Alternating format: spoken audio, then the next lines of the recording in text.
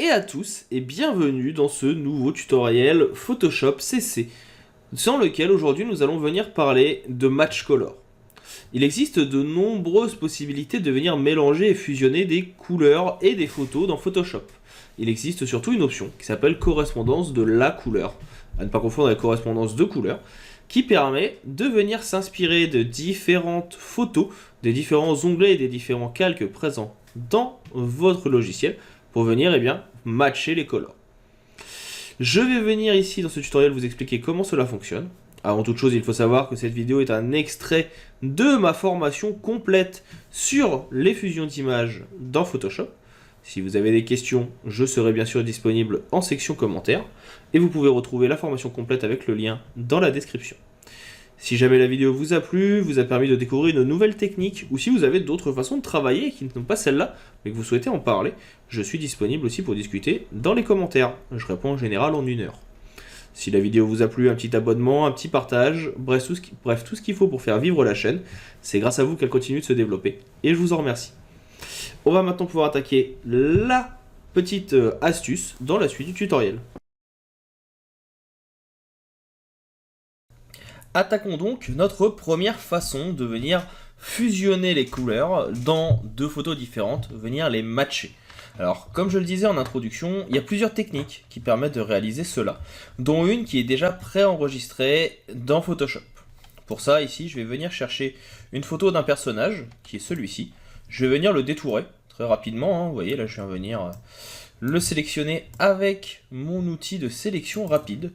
Donc, parce que je sais que ça ira assez vite comme ça, puis je viendrai retravailler le tout. Et donc là, vous voyez, je sélectionne, je prends même le petit caillou à côté, on viendra l'incruster. Je trouve que ça sera un petit peu mieux. Là, je vais juste venir zoomer pour venir corriger les petites erreurs. Donc je zoome avec un CTRL+, et là je vais appuyer sur ALT. Vous voyez que j'ai baissé la taille de mon pinceau pour essayer d'avoir quelque chose de plus précis. Donc là, je vais venir prendre également les petites ombres. Je fais un petit tour rapide. Là, je vois qu'il me manque un petit morceau. On est plutôt pas mal. Voilà. Sur le personnage en lui-même, là j'en ai pris un petit peu trop, donc de nouveau, j'appuie sur Alt. Ça me permet de désélectionner les zones qui ne sont pas à sélectionner. On fait le tour du personnage. Ici, je vois qu'il n'a pas pris la tête, donc hop, on va venir récupérer quand même la tête de notre personnage, ça sera mieux. Ici, on va récupérer son cou et ses petits morceaux d'oreille. J'en ai pris un petit peu trop, donc toujours un petit coup de Alt pour désélectionner. Donc voilà, on va essayer d'être le plus précis possible, hein. Tout ce qui ne va pas m'intéresser, je vais le désélectionner ici. Pareil, le petit bout de caillou. Comme ça, on aura vraiment ici que la casquette. Donc c'est ça qui va m'intéresser. Donc là, je continue à regarder. On est pas mal. Le genou, on va en reprendre un petit peu plus. Petite technique à connaître aussi, si jamais vous avez une tablette graphique, en cliquant ici sur le petit cercle donc présent sous les couleurs premier plan, arrière-plan, vous avez la possibilité de passer en mode masque, ce qui fait que vous allez pouvoir venir peindre directement avec votre pinceau pour venir sélectionner un petit peu plus de choses. En gros, ce que vous allez peindre en rouge sera désélectionné, mais ce que vous allez peindre en blanc, lui, sera sélectionné. Donc ça permet ici, avec la tablette, alors là moi je ne l'ai pas, mais je vais le faire à la souris, ça va, il n'y a pas énormément de choses, d'avoir un petit peu plus de précision. Et comme ça, on peut récupérer les petits détails manquants. Une fois que cela est fait, on peut mettre un petit masque de fusion. On a ainsi notre détourage qui est plutôt pas mal. Et ce que je vais faire, c'est que je vais venir chercher une autre photo. Ici par exemple celle-ci. Faire un CTRL A et un CTRL X. Et ici venir faire un CTRL V pour la coller. Je vais le mettre en dessous. On va venir travailler un petit peu la taille, histoire de dire que. Donc là, on est plutôt pas mal. Et comme ça, on a donc nos deux photos qui sont l'une sur l'autre. Par contre, ce que j'aimerais, c'est que en fait, ce personnage il soit incrusté comme la photo qu'il y a dans le fond. C'est un petit peu le type d'exercice qu'on veut mettre en place dans ce tutoriel. Il y a donc une fonctionnalité dans Photoshop qui permet de faire ça. Elle se trouve dans Images, Réglages, et vous avez ici correspondance de la couleur. À ne pas confondre avec correspondance de couleur, qui est ici, que je vous montrerai un petit peu plus tard. Donc là, on est bien sur correspondance de la couleur. Si vous venez faire ici clic droit et convertir en objet dynamique, je préfère le préciser parce que d'habitude c'est ce que je dis de faire quand on fait des filtres. Donc voilà, vous voyez que ça ne fonctionne pas. Il vous faudra donc venir travailler non pas sur un calque dynamique, mais sur un calque classique. Pour être sûr de ne pas perdre d'informations, moi ce que je vous recommande c'est de faire un petit CTRL J pour toujours garder une base saine. Je peux même ici venir la mettre en dessous.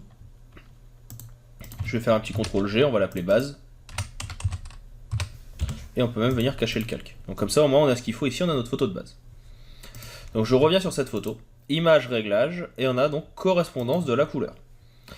Un nouveau menu s'allume alors. Dans ce menu, plusieurs possibilités. Déjà, ils vous disent que vous pouvez jouer sur la luminance, vous pouvez jouer sur l'intensité des couleurs, et en fait, il va venir chercher une photo de référence, donc là c'est la photo de base, pour venir fusionner et matcher les couleurs. Là, forcément, il match avec lui-même ou avec elle-même, donc ce n'est pas forcément adéquat. Par contre, vous pouvez venir chercher une autre source. Et moi, en autre source, j'ai fait une petite erreur, j'ai oublié de venir remettre la photo. Donc si je reviens ici, dans Réglages, correspondance de la couleur, comme autre source, je vais avoir justement ma photo de tout à l'heure, qui va ici venir servir de référence pour modifier l'incrustation de mon élément. On peut venir maintenant jouer avec, comme vous le voyez ici, les différentes luminances pour améliorer la luminosité et qu'elle se rapproche du reste de la composition. Jouer sur les intensités de couleurs qui vont ainsi permettre d'avoir des couleurs plus ou moins fortes. Donc nous on va avoir quelque chose d'un peu plus fort en termes de lumière.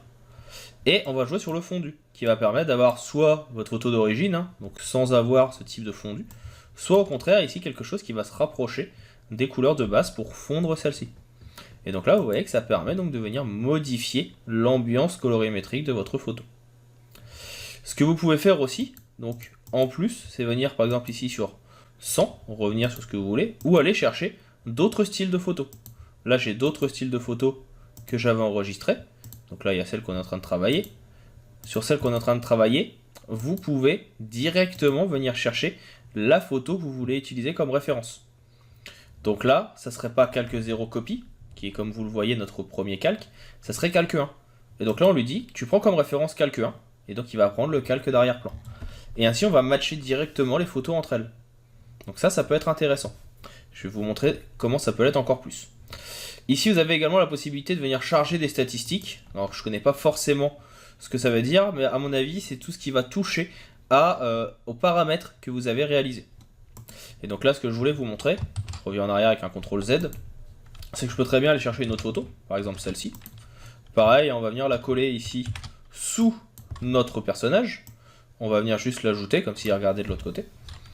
On va venir même en rajouter une troisième, qui est celle-ci. Vraiment dans la même ambiance.